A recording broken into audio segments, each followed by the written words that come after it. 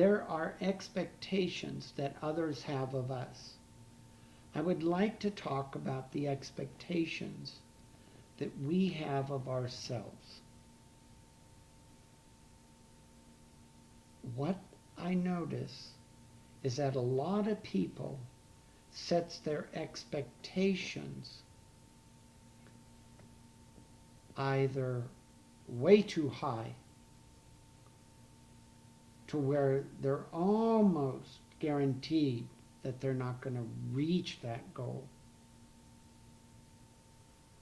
or make their expectations, or they set them so low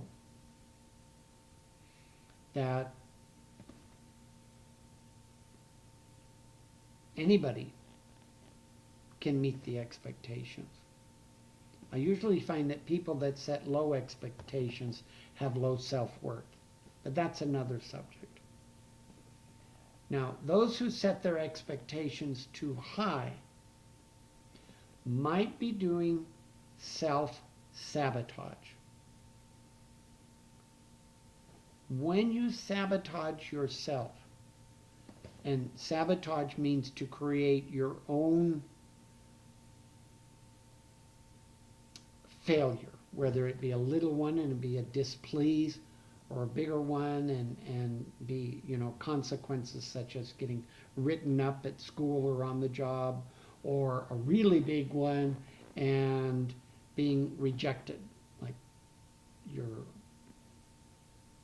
family disowning you, or your wife divorcing you, or some biggie. But if you set yourself up for self-sabotage, you do it through your expectations. Now, the question then becomes, well, it's like Goldilocks. If it's too hot or too cold, too high or too low, then I seem to be,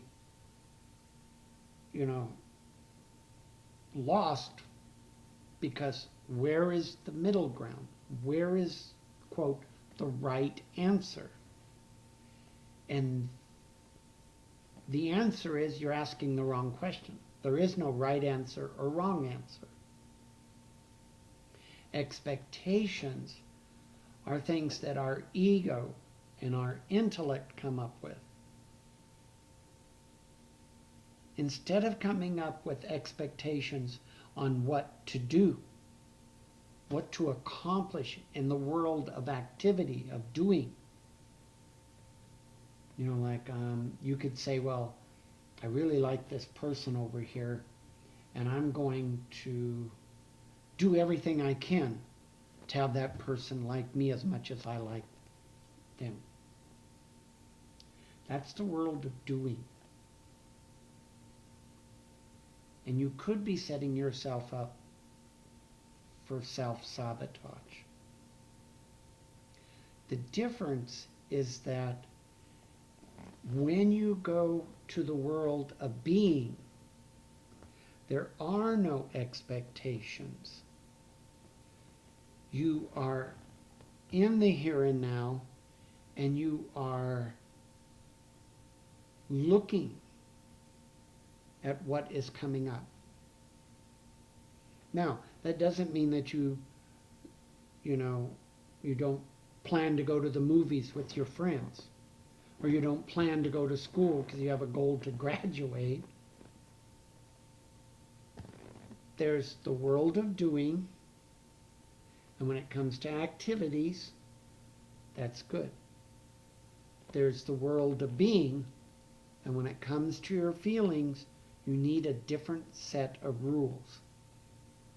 And when you're being, there are no expectations. You don't sit there and say, well, let's see, I'm going to tomorrow to a test, and I'm going to be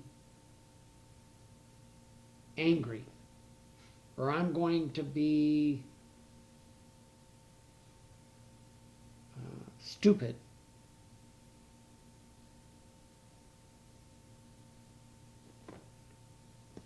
With feelings,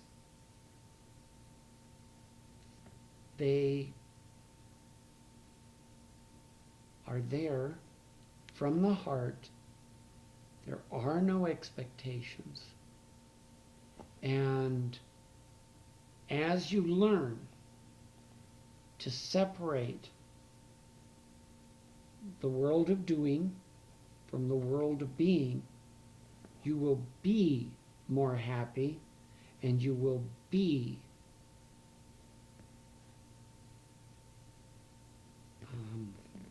I can't think of the word, but you will be